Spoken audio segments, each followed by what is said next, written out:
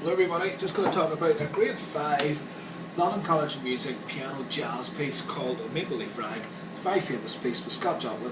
It's not the full version of it, it's a sort of scaled down version in C major, but it's still tricky enough. A lot of notes in it. As with a rag, you would expect the left hand is going to be staying very steady, mostly in crotchets, but certainly very metrical, where the right hand is in between the notes, or what they would call the buzzword for a rag is syncopated.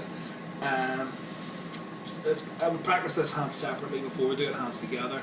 Get the left hand. Watch in the third line. It's out of a book called The Joy of Jazz. In the third line, you'll see things like the left hand has an F sharp and then the chords on. The F sharp is a semi-breve, so it's got to be held on. So you get things like.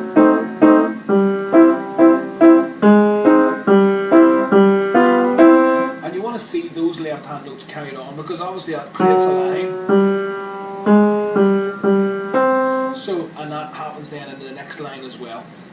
So that's important that you carry that through. In the trio section, which is the second half of the second page, you get the higher accadutures, or crush notes, whatever you want to call them. First of all, it's a B flat down to C. You got to play them both together, and as soon as you play them, let go of the B flat. So